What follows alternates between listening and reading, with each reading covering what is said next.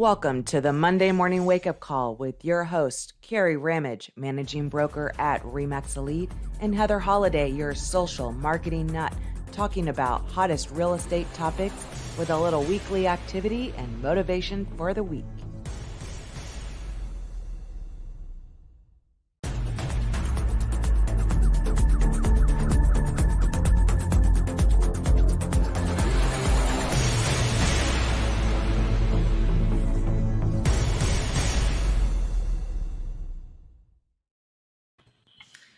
Good morning. Good morning. Good morning. You're going to kill me because I have to open up this one page and I got to turn the volume off. There we go. Okay.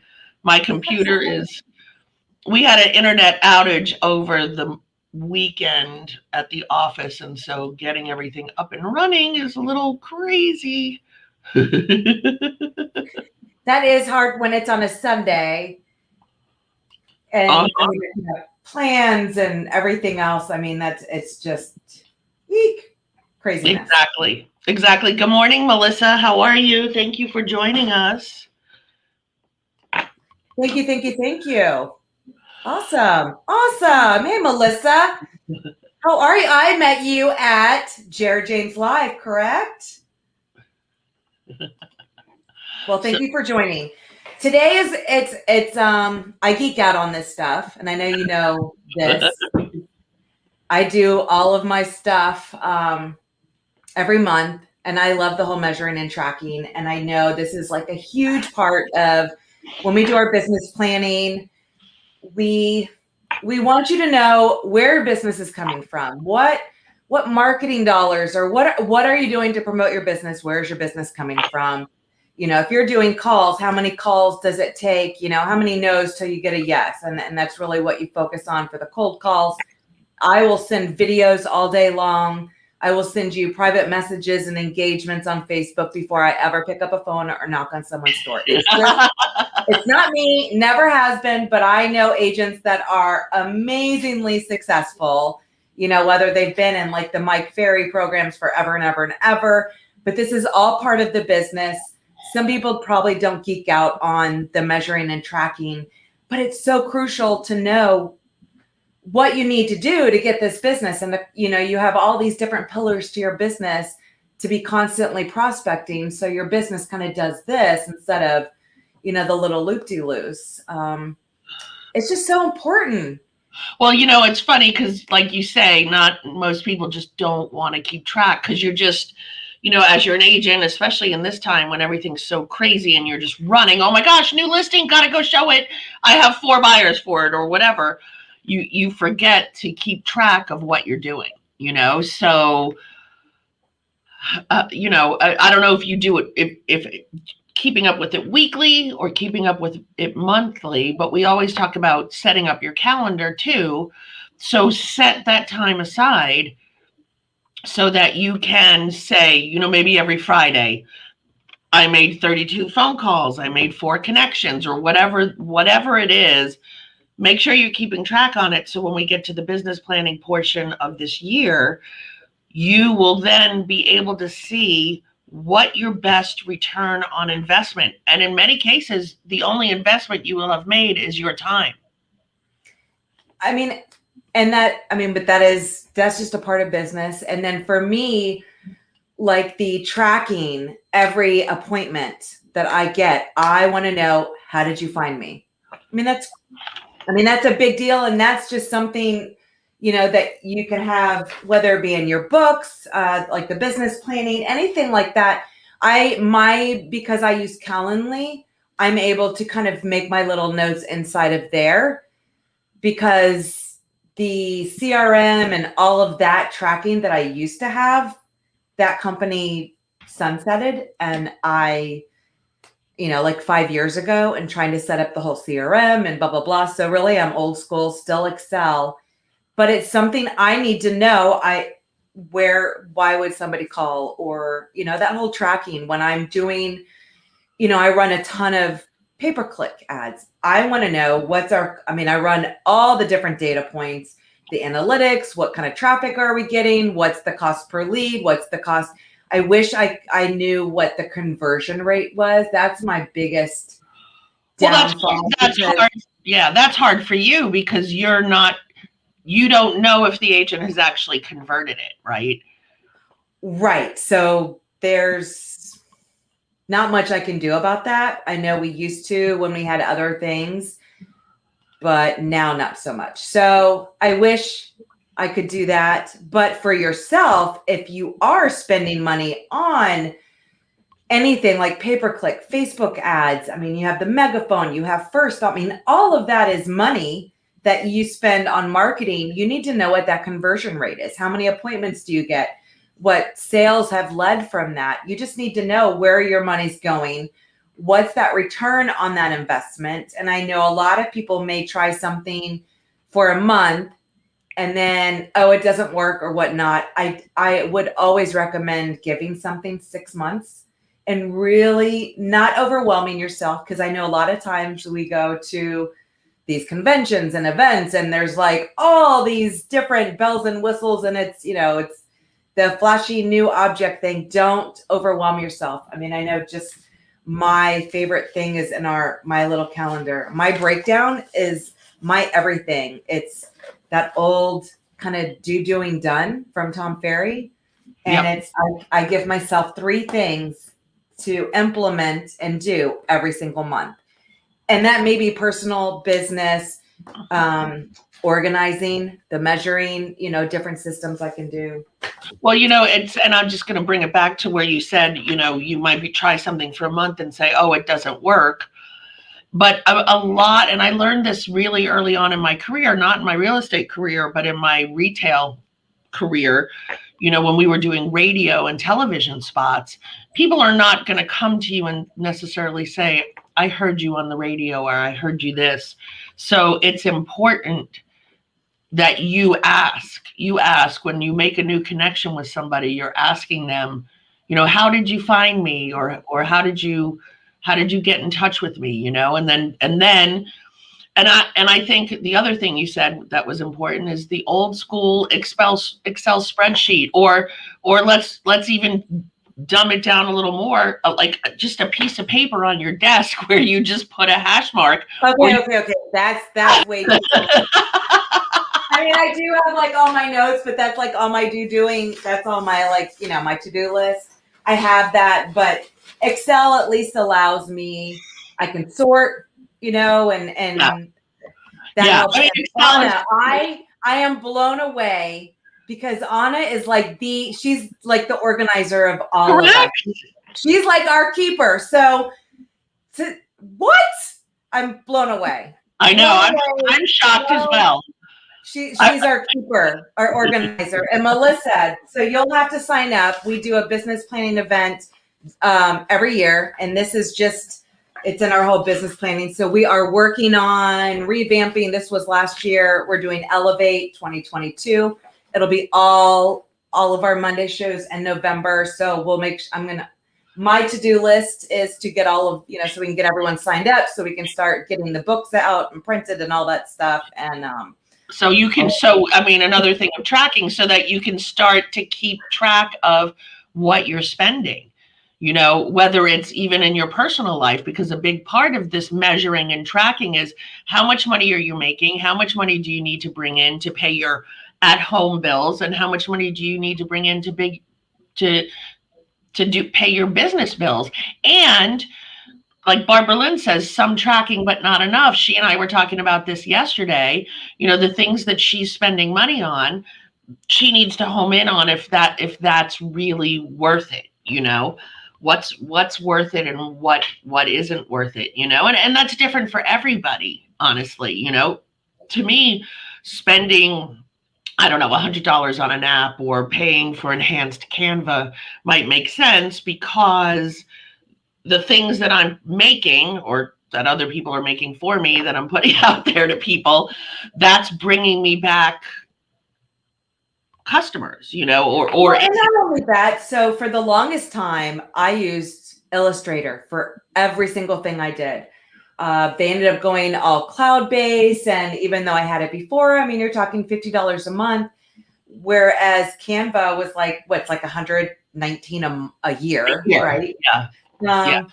And I found that encompassed every single thing that I needed to do. It kept everything organized. It was just super nice. And when they switched to the cloud version of Illustrator, it was like learning an entirely new program. So for 10, 15 years, I had everything exactly outlined what I used to do. And now it's like a whole new program. And anybody who uses any Adobe Suites knows there is nothing fun or easy about learning a whole new platform that insane. So, that saved me so much money doing that. And then I realized I'm still paying for PicMonkey. Well, I haven't used PicMonkey in like 2 years.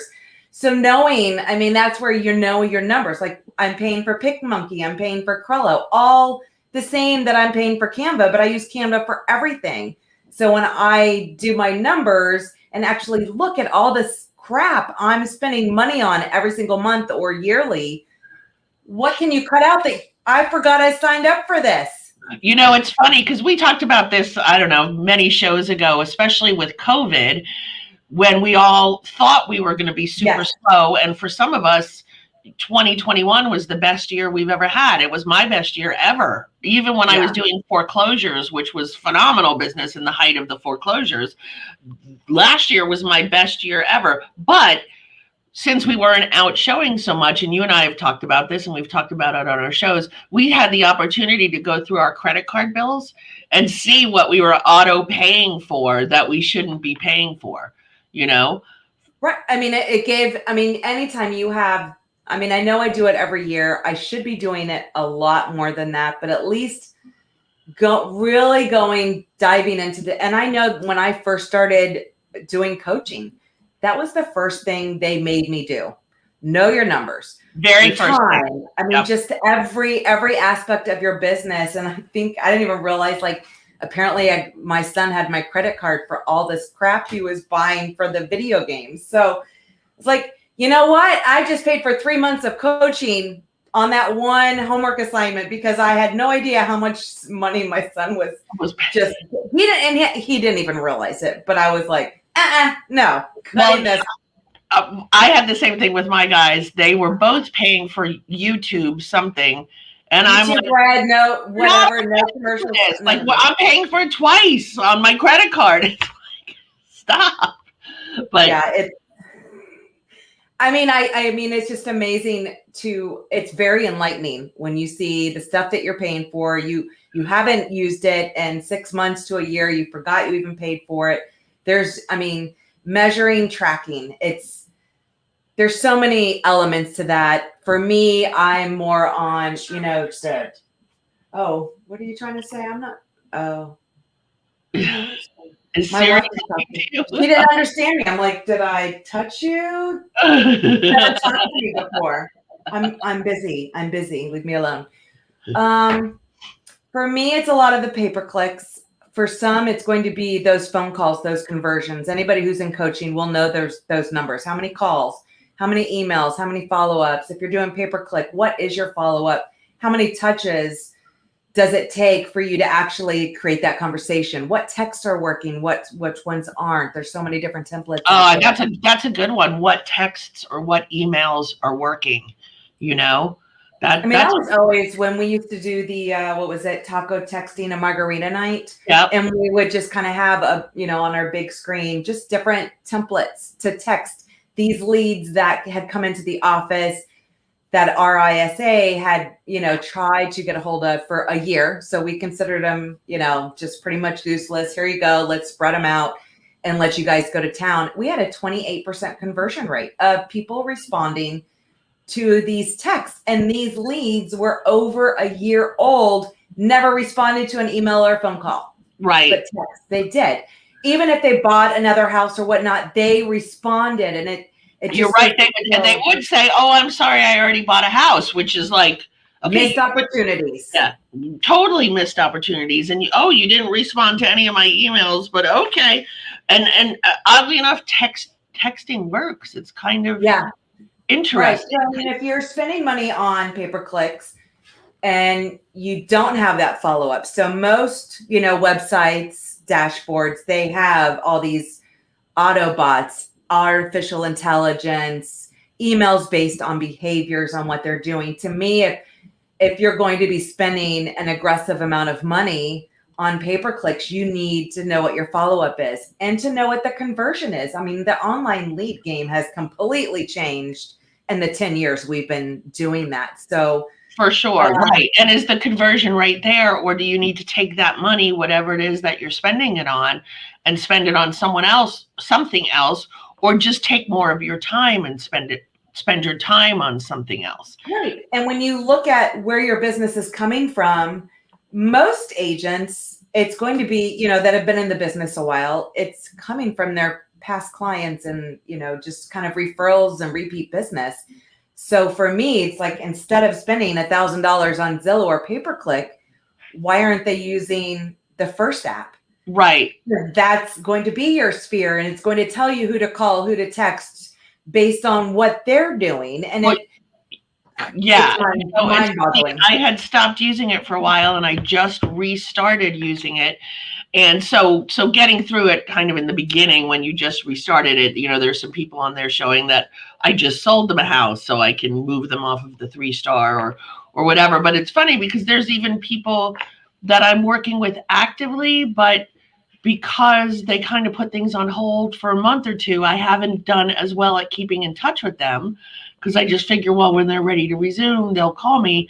And then they popped up. And so then it just reminded me to send an email, send a text. Hey, just checking in, let me know when you're ready to resume. Because sometimes I forget to do that. And do you lose people because you're not doing that? I mean, and even me, because I'm more passive. So I would use that opportunity if they're on Facebook to go make sure that I'm kind of engaging with them. So I'm always still top of mind. Right. I'm not going to make a phone call. I probably won't text. Right. But if they're on Facebook, I'm going to be more engaging with them, which is going to make their feed pop up in mine more often if I'm engaging with them. So it's just, I'm more passive. It's going to keep me top of mind. And that's what I want. And that's what this is great. I mean, that app is just, it's mind blowing. And as cheap as it is, I mean, it's a fraction of what you're actually paying for, like, these people you're trying to like reel in that don't even know who you are. Right. That don't even know who you are. An online lead, and they're probably in 20 other databases because they've been online. So, right. I mean, it's like, it's mind blowing. And though another thing though to think about is if your sphere is referring you, you still want to make sure you have your online presence there, because chances are when my old client Jimmy tells his friend Susie to call me, Susie's going to Google me. I think absolutely. Just to see if I mean, is Jimmy's word enough? I mean, I don't know. So you still need to make sure you have an online influence. You still need to make sure you're getting your reviews, and that all of your profiles are set up. You know, you may be backing a whole week on our business planning. Which, I mean, you may be backing off of some of the pay-per-click or some of the more expensive things you spend money on, but you still need to make sure your presence is there. You know? Yeah, you don't want to be a secret agent. You want to make sure you're there. But I mean, really, the measuring and tracking. I know that I talk to so many agents, and they're spending, $300 to $500 a month. Cheryl's here from visiting, and she's at my door, and I'm like, oh, I'm on live. Okay. I know we need like a live sign. I think I don't have one. Lisi's asked me if I wanted my door covered, and I'm like, no, I don't want it covered, because during the day, when people, I get it, yeah. I think if you have your bee queen or whatnot, that's so perfect. Yeah, queen bee. It says if it were covered, they would just come in, right, because they wouldn't know, like. Correct. I'm live. I think I just used to have that sign, and it would just be on live or on air or whatever that cute little sign was. So Anna's asking what you use to measure, and I'm gonna be very honest, Anna. It's all in my head, and I only measure it at the end of the year when we're doing our business planning, which is awful. So I'm gonna have to start doing something different. Heather uses Excel. Right. Well, because when you're doing it at the end of the year, you're basically printing out your closed sales, and then you can write next to it where those came from. But that would be you actually closed every listing appointment as well as every buyer that you had, and right. your whole. And we're talking about really keeping track of what's your goal for phone calls? So how many phone calls do you want to make in a week? And then how many of those phone calls actually become something? Does it become a listing? Does it become a buyer? So it's not just your goal for appointments. It's your goal. It's your actual appointments. That's right. Like when somebody reaches out to you for an appointment, like obviously you call them or whatnot. If you even, me, old school, just a spreadsheet, I have every single appointment on that spreadsheet. Yeah. So I'm thinking, what did you had an appointment, maybe you didn't close them, they went somewhere else. And I only can look at it from like the marketing as right. well as on an office level. So I'm not selling, so it's a little different, but I know every agent that joins us, how did they find us? And 96%, it's agent recommendation. We're not a recruiting office. We're more of a retaining office. So it's really our agents bringing, telling others to join or whatnot, which is, to me, that is the best way for an agent to join us. But for sure. But we still want to know, like, if we lost, like, why? You want to know the reasons why. It's only going to help improve your business. And that's the same with, listing or sales or whatnot. And Barbara's saying she uses a spreadsheet, but that's just for transactions. And that's true. I do that too. But we're really talking about how many phone calls did you make, or how many postcards did you send out, or how many did you get from a Google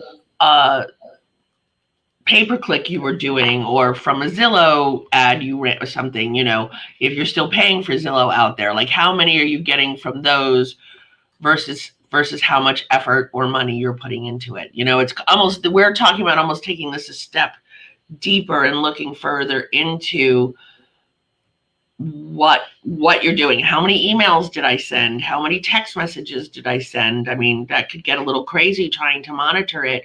But if you set it up by the week, and that kind of makes sense to me. You set it up by the week. I made 52 phone calls this week, and of the 52, I got 4 appointments, and then determining how much time you spent, and if that's the way to do it, if that's and I love, I think what Tom Ferry has that 5555, or I don't know, 554. Well, it keeps changing. I think the last one I had was like the 555, and I love that, because I know when we're doing the business coaching, that's kind of where we start off. Yes. And if you actually had a book, so to me, is you have a binder, you have these sheets printed, because it's telling you what to do every single day.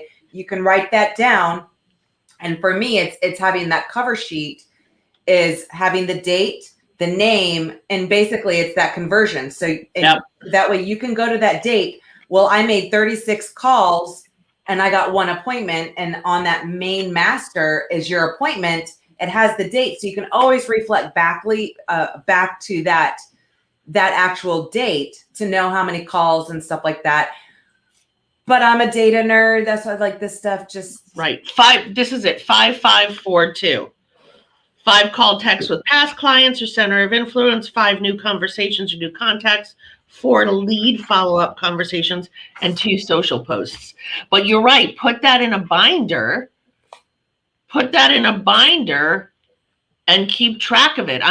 Honestly, when I was doing coaching with Tom Ferry, I had the sheet that I'd have to report to my coach, and I just kept it on my desk every day. I just had a stack of them, and I would just.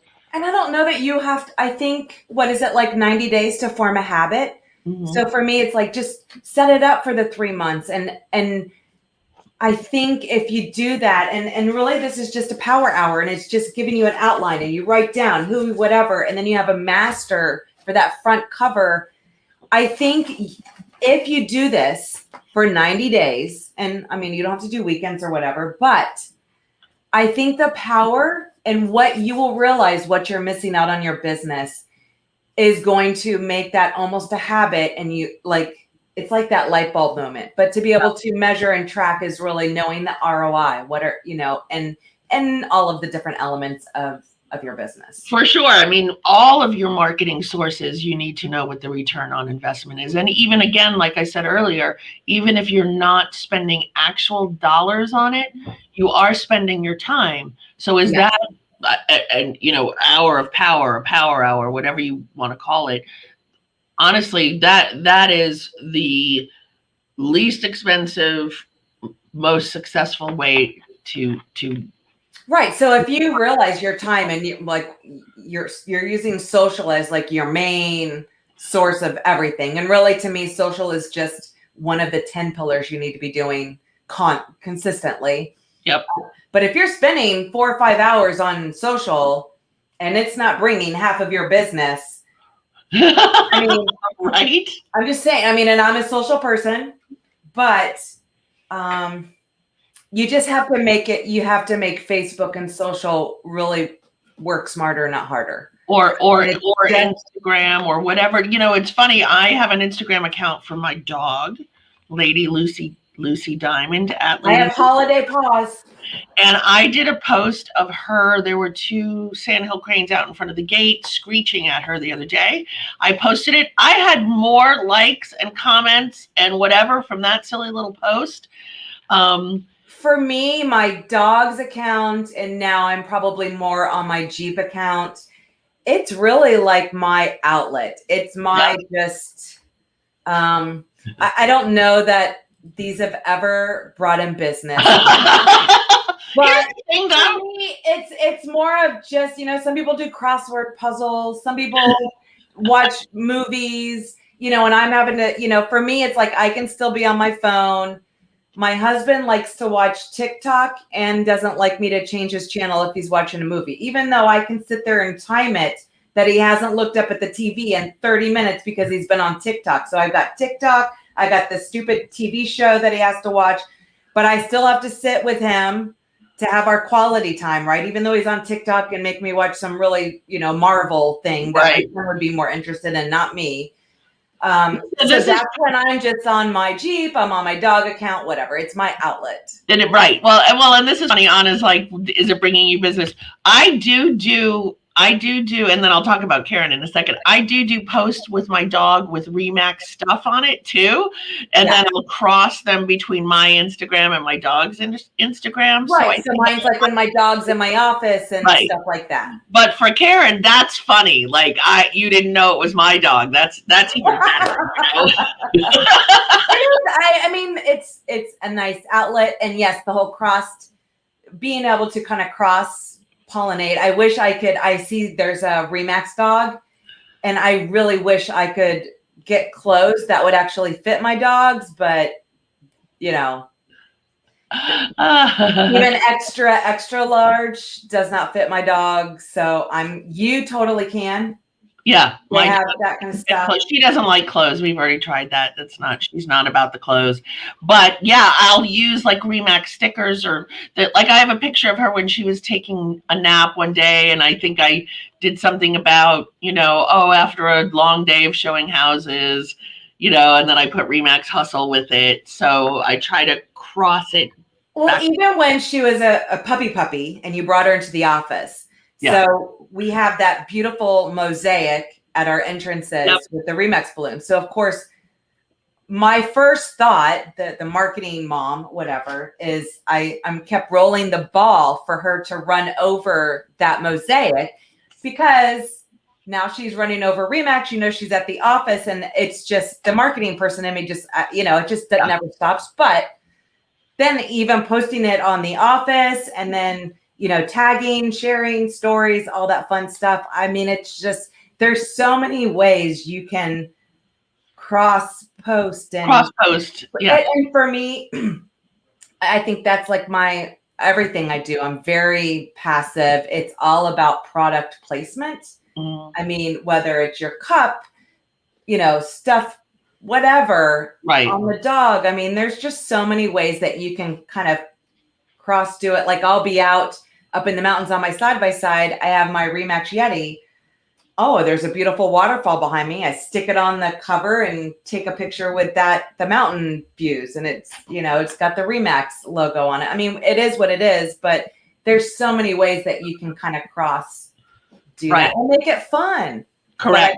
I think the whole point was just not spending all your time on one aspect of your business. Right. And make sure just make a list of everything you're doing and track each thing. And if you're not doing it, make sure you check out our business planning, which we'll be hosting in November. It'll be four weeks in November.